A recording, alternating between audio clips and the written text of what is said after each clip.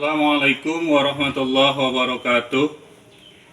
Kepada penguji yang terhormat, nama saya Maman Sulaiman SPD. Saya sebagai guru pendidikan agama Islam dan budi pekerti di SMP Islam Terpadu Nurul Huda Batujaya, Desa Teluk Bango, Kecamatan Batujaya, Kabupaten Karawang. Sekaligus sebagai mahasiswa PPG dalam jabatan tahun 2024 angkatan kedua di LPTK UIN Sunan Gunung Jati, Bandung. Pada hari ini saya akan melaksanakan ujian kinerja praktek pembelajaran secara luring di SMP Islam Terpadu Nurul Huda di kelas 7 dengan materi menghindari ghibah dan melaksanakan tabayun. Mohon maaf atas segala kekurangan dan selamat menyaksikan video praktik pembelajaran saya. Wassalamualaikum warahmatullahi wabarakatuh. Bismillahirrahmanirrahim. Assalamualaikum warahmatullahi wabarakatuh.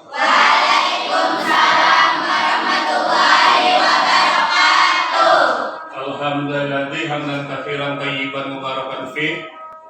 Alhamdulillah ya, pada hari ini kita masih diberikan kesehatan oleh Allah Subhanahu wa taala sehingga dapat melakukan kegiatan aktivitas seperti biasa, yaitu kegiatan belajar dan mengajar. Dan pada kali ini pada pertemuan kali ini kita akan membahas tentang menghindari ghibah dan melaksanakan tabayun. Tapi sebelum pembelajaran kita mulai, Bapak mengabsen terlebih dahulu. Bahwasanya hari ini ada yang tidak masuk? Masuk semua?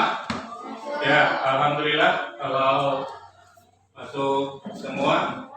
Baik, ya. Sebelum kita memulai pembelajaran pada kali ini, terlebih dahulu kita mulai dengan membaca kalimat basmalah bersama-sama. Bismillahirrahmanirrahim. Ya, baik, kita lanjut. Sebelum kita mulai pembelajaran, kita berdoa terlebih dahulu. Bapak minta untuk memimpin doa, yaitu ketua kelas. Pada ketua kelas, Bapak persilakan untuk memimpin doa. Sebelum belajar, mari kita sama-sama membaca doa.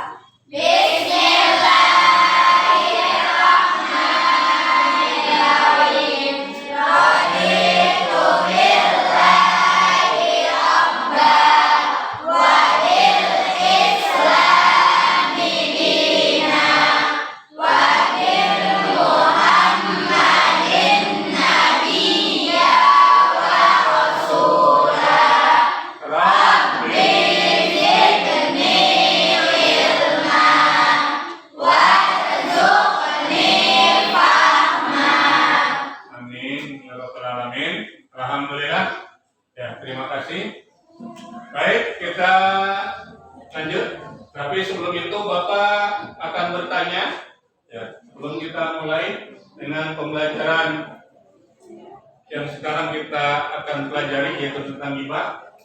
Tapi Bapak tanya terlebih dulu, apakah masih ingat atau tidak ya?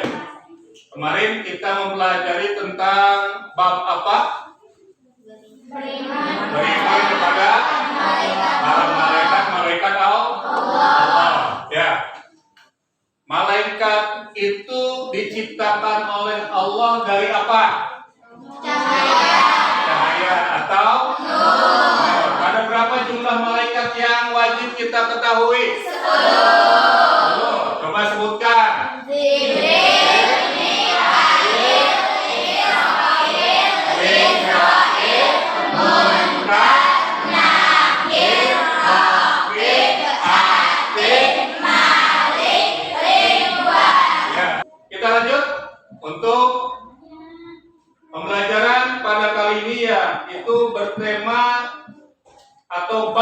yaitu menghindari gibah dan melaksanakan tabayun. ya. Baik, di sini ada tujuan pembelajaran. Tujuan pembelajaran yang pertama yaitu peserta didik dapat menjelaskan pengertian gibah, dampaknya serta hukum Islam terkait gibah. Selanjutnya peserta didik dapat memahami pentingnya tabayun atau klarifikasi dalam mencegah kesalahpahaman dan menjaga ukhuwah Islamiyah. Nah, selanjutnya, ya, ini ada pertanyaan. Ya, ini pertanyaan, apa saja dampak negatif gibah? Ada yang tahu? Ya, Azam, silakan. Ya, terpecah belahnya, persatuan dan kesatuan, terus timbulnya kesalahpahaman ya, timbulnya kesalahpahaman dan menimbulkan sifat iri dan dan menyuburkan sifat iri dan dengki. Ya. Nah, ini ada pengertian gibah. Dari segi bahasa, gibah berasal dari kata goib. Nah, berarti kalau kata goib itu tidak terlihat. Ya. Jadi goib itu artinya tidak kelihatan atau tidak hadir atau tidak terlihat di depan kita. Nah, karena itu gibah adalah menyebut orang, ya, menyebut orang lain yang tidak hadir di hadapan penyebutnya dengan sesuatu yang tidak disenangi oleh yang bersangkutan, yaitu gibah menurut bahasa. Imam Nawawi telah berkata, ya, di dalam kitab Al-Azkar, mengikuti pandangan Imam Al-Ghazali bahwa arti gibah ya adalah menceritakan tentang seseorang dengan sesuatu yang dibencinya, baik badannya, agamanya, dirinya, ya, atau fisiknya, perilakunya, terus hartanya, ya, atau orang tuanya. Jadi maksudnya gibah itu jadi bukan hanya berbicara tentang kejelekan sifat atau perilaku, tetapi di sini menurut Imam Al-Ghazali dan Imam Nawawi ya adalah sesuatu ya yang dibenci itu contoh seperti fisik ya atau dirinya. Jadi kalau ada orang kecil dikata bogel gitu kan, contoh, maaf, itu nggak boleh tuh. Itu termasuk gibah ya. Jadi gibah itu bukan hanya membuka aib seseorang ya, tapi membicarakan fisik ya, badan tadi ya, atau tadi orang tua, harta, istri, anak, itu nggak boleh karena itu termasuk gibah. Ya, baik. Di sini ada dalil tentang gibah. Ini terdapat dalam Quran surah Al-Hujurat ayat 12. Ya, Bapak minta untuk siswa membacakan dalil nanti tentang gibah. Siapa yang bersedia? Ya, silakan Taufik Hijah untuk membacakan dalil tentang gibah.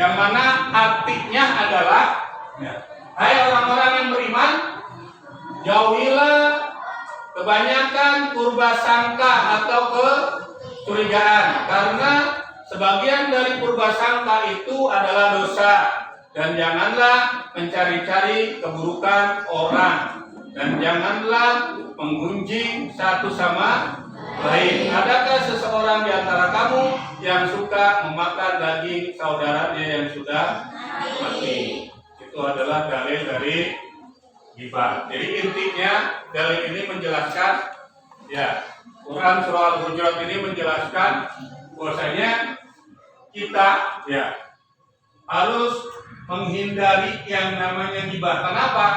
Karena gibah ini termasuk dosa. Ya, dosa ini ya apa namanya?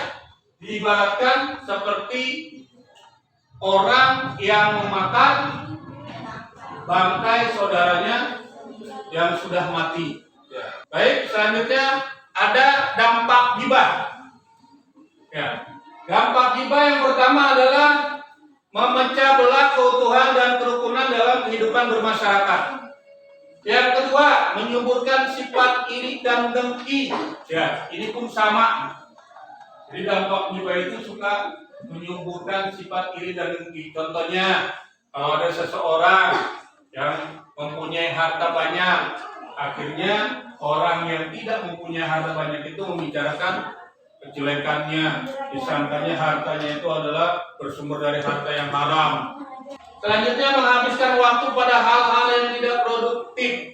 Jadi dampak ghibah itu ketika seseorang ya berbuat ghibah, apalagi berghibahnya ini ghibah berjamaah, ya, pasti dapat menghabiskan waktu ya pada hal yang tidak produktif. Jadi yang tadinya waktu untuk belajar, kita pakai untuk bicarain orang lain, ya, bicarakan kejelekan orang lain. Selanjutnya hukum ghibah. Hukum ghibah, ya, hukum melakukan ghibah adalah haram dan terlarang dalam agama Islam. Hal ini tergambar dalam firman Allah Subhanahu wa taala, ya. Di dalam Quran surah Al-Hujurat ayat 11. Wahai orang-orang yang beriman, janganlah sekumpulan orang laki-laki merendahkan kumpulan yang lain. Boleh jadi, ya, boleh jadi yang ditertawakan itu lebih baik dari mereka. Dan janganlah pula sekumpulan perempuan merendahkan kumpulan lainnya. Boleh jadi yang direndahkan itu ya lebih baik. Baik, ghibah yang dibolehkan dalam Islam. Jadi tidak semuanya ghibah itu dosa, tapi ada yang dibolehkan. Ya. Mana saat dizolimi? Contoh, ketika seorang istri dizolimi, ya, ditampar atau dicaci maki, lalu dia datang ke seseorang untuk mengadukan perbuatan suaminya. Bahwasanya suaminya itu berbuat jelek, ya, maksudnya tadi telah memukul dan lain-lainnya. Nah, itu dibolehkan. Kenapa? Karena pada saat itu kita dizolimi. Terus selanjutnya saat tiba jelas terlihat. Tadi itu ya, semacam kayak tadi tuh, kalau yang ngomong-ngomongin kita ingatkan. Ya. Baik. Selanjutnya cara menghindari ghibah. Cara menghindari ghibah yang pertama selalu husnudzon. Apa sih husnudzon? Berprasangka baik. Insya Allah kalau kita berprasangka baik, maka terhindar dari yang namanya ghibah atau membicarakan orang lain. Yang kedua, menjauhi perbincangan yang tidak bermanfaat. Selanjutnya, saling mengingatkan. Tuh, jadi ketika tadi yang pernah Bapak sampaikan, kalau ada teman yang berbicara tentang ghibah, membicarakan kejelekan orang lain, kita ingetin, ya. Nah, kalau sudah kita ingatkan, insya Allah ghibah bisa terhindar. Kalau seandainya teman diingatkan masih menghibah, berarti kita yang harus pergi atau menghindar. Terus selanjutnya, yang terakhir, bertobat dari ghibah. Pertanyaannya, Pak, gimana kalau seandainya saya suka ngomongin orang? Saya nggak tahu, Pak, hukumnya itu nggak boleh. Nah, kalau seandainya ketika kamu yang lalu-lalu sudah membicarakan orang lain dan kamu punya keinginan tidak mau membicarakan orang lain atau bertobat, maka dosa-dosa yang lalu dihilangkan atau dihapus. Baik, ya, ini untuk mencerahkan suasana. Kita ada ice breaking sedikit, ya. Silakan nanti kita mulai, ya. Ice breakingnya kalau ada yang bisa menjawab, silakan nanti kamu jawab. Baik, kita mulai, ya. Siap, udah? Kita mulai, ya, untuk ice breaking. Konsentrasi. Konsentrasi dimulai. Oke, pertanyaannya ada klubnya adalah maju satu. Ya, klubnya maju satu. Ingat, klubnya maju satu. Anggun jalan-jalan ke Bandung. Nah, Soraya jalan-jalan ke Tuban. Fakira jalan-jalan ke Gorontalo. Lalu Ririn jalan-jalan ke Teluknya maju 1. Ririn jalan-jalan ke yang tahu? Ririn jalan-jalan ke Surabaya. Ririn jalan-jalan ke Surabaya. Iya, betul. Tepuk tangan semuanya. Ya, kita lanjut lagi. Ya. Ada ini pengertian tabayun. Secara bahasa tabayun adalah mencari penjelasan tentang sesuatu hingga jelas dan benar keadaannya atau keadaan sesungguhnya. Sementara secara istilah tabayun adalah meneliti dan menyeleksi suatu berita tidak secara tergesa-gesa dalam memutuskan suatu permasalahan, baik dalam perkara hukum, kebijakan, dan sebagainya, hingga sampai jelas dan benar permasalahannya, sehingga tidak ada pihak yang merasa terzolimi atau tersakiti dan terhindar dari perpecahan antara sesama manusia. Selanjutnya ada hikmah tabayun. Hikmah tabayun diantaranya menghindari salah paham. Ya, ini hikmahnya. Kalau sudah kita bertabayun, maka salah paham pun tidak akan terjadi. Kenapa? Karena sudah diklarifikasi. Ya. Selanjutnya, baik di sini ada orientasi masalah ya. Ini ada ilustrasi kasus. Ilustrasi kasus, contoh di sini ada di grup WhatsApp. Ya, di grup WhatsApp kelas atau di grup WA kelas beredar informasi tentang seorang teman yang dianggap curang ya dalam ujian. Nah, informasi ini menyebabkan teman tersebut dikucilkan. Nah, lalu ya pertanyaan Bapak nih, apa yang salah dengan situasi ini? Kalian tahu? Jadi contohnya ini ada teman kamu ya. Jadi ada yang nyebarin di grup WA ya tentang ada teman yang berbuat curang dalam ujian. Nah, akhirnya teman yang tadi disangka berbuat curang dalam ujian itu disangka dikucilkan oleh teman satu kelas. Nah, ya pertanyaannya apa yang salah dengan situasi itu? Apa? Ya, tahu? Ya, berarti yang salah itu yang orang yang menyebarkan berita di WhatsApp tersebut. Kenapa? Karena beritanya belum tentu. Nah, selanjutnya, apa dampak jika kita langsung percaya tanpa diklarifikasi? Ada yang tahu? Ya, Naila? Ya, maka dipastikan itu termasuk perbuatan riba. Baik, kita lanjutkan ya. Ini nanti silakan kalian diskusi kelompok ya. Nanti itu silakan nanti ada beberapa pertanyaan yang Bapak akan sampaikan. Yang pertama, apa itu ghibah? Apa saja bentuknya? Apa yang dimaksud dengan tabayun? Mengapa penting? Bagaimana cara menghindari ghibah dalam situasi sehari-hari? Lalu apa dampak dari tidak melaksanakan tabayun? Ya, selanjutnya silakan nanti cari ayat Al-Quran atau hadis yang relevan yang berkaitan dengan ghibah tabayun. Bapak persilakan untuk diskusi kelompok, ya, untuk memecahkan atau menjawab pertanyaan yang tadi telah Bapak sampaikan. Silakan.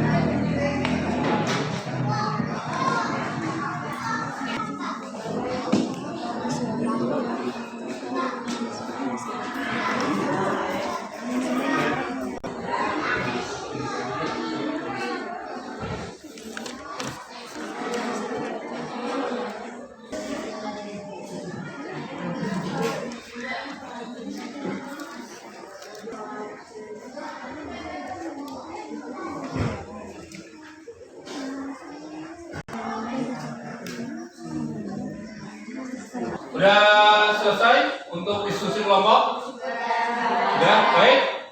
Kalau memang sudah selesai, Bapak minta ya untuk setiap kelompok untuk ke depan untuk mempresentasikan hasil diskusi kalian mengenai ghibah dan tabayun. Silakan Bapak minta di kelompok pertama, yaitu kelompok Anggun, Ririn, dan kawan-kawan. Silakan untuk mempresentasikan hasil diskusi kelompok kalian. Silakan Bapak minta di depan. Boleh di sini ya, membacakannya. Boleh di sini ya, boleh. Silakan.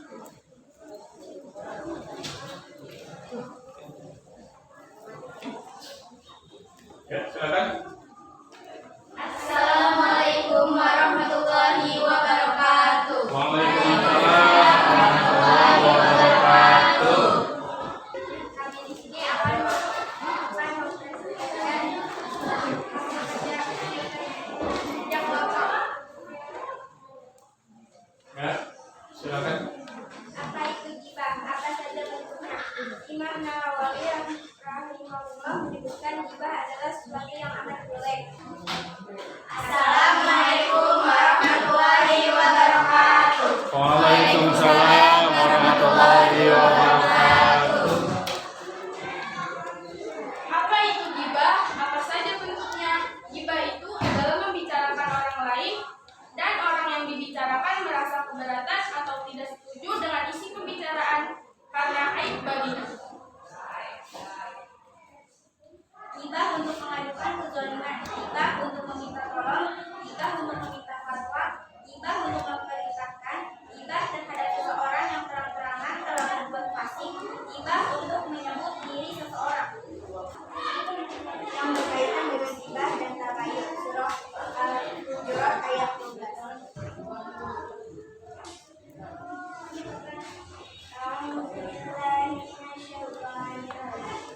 Bismillahirrahmanirrahim. Ya ayyuhalladzina amanu istaghfiru kathiran min ismu wa la tajassasu wa la yaghtab ba'dukum ba'dan. Assalamualaikum warahmatullahi wabarakatuh. Waalaikumsalam warahmatullahi wabarakatuh. Tepuk tangan untuk kelompok dua. Baik, ya. Terima kasih. Kita lanjut. Di sini ada pendidikan mandiri dan kelompok. Untuk itu Bapak ada tugas untuk kalian. Silakan nanti dikerjakan di rumah, baik secara individu maupun secara kelompok. Dan untuk hasilnya nanti akan dikumpulkan di minggu yang akan datang. Baik, nanti akan Bapak berikan ya. Ini ada LKPD atau lembar kerja siswa.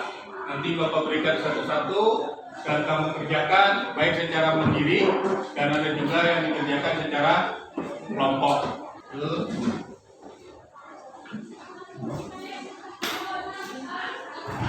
Baik. Ya, berikan.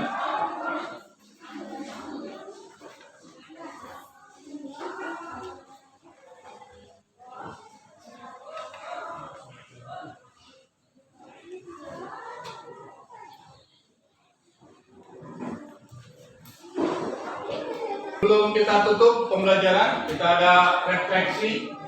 Apa yang kalian pelajari dari kasus ini atau permasalahan tadi? Berarti tentang ghibah, ya. Bagaimana penerapan prinsip tabayun dalam kehidupan sehari-hari? Ya, apakah kalian pernah melakukan ghibah tanpa sadar? Ya, pernah. Lalu bagaimana cara memperbaikinya? Yaitu tidak akan mengulangi lagi. Ya, baik. Ya, sebelum Bapak tutup pembelajaran pada kali ini, ya, ini ada kesimpulannya. Ghibah adalah perbuatan yang dilarang dalam Islam karena dapat merusak hubungan sosial. Tabayun adalah langkah klarifikasi yang sangat dianjurkan untuk menghindari kesalahpahaman. Nah, penerapan nilai-nilai ini dapat menciptakan kehidupan yang harmonis. Nah, ini adalah kesimpulan pembelajaran pada saat kali ini. Ini ada kata-kata motivasi. Hai orang-orang yang beriman, jika datang kepadamu seorang fasik membawa suatu berita, maka periksalah dengan teliti. Ya, intinya setiap ada berita atau kabar yang datang kepada kita, maka harus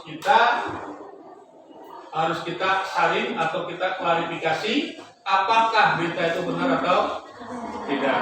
Baik, belum kita tutup. Ya, kita membaca kalimat hamdalah bersama-sama. Mudah-mudahan pembelajaran pada kali ini bisa bermanfaat khususnya buat pribadi Bapak dan umumnya untuk kalian semua. Ya, kita tutup dengan kalimat hamdalah secara bersama-sama. Terima kasih. Wabillahi taufiq wal hidayah. Wassalamualaikum warahmatullahi wabarakatuh.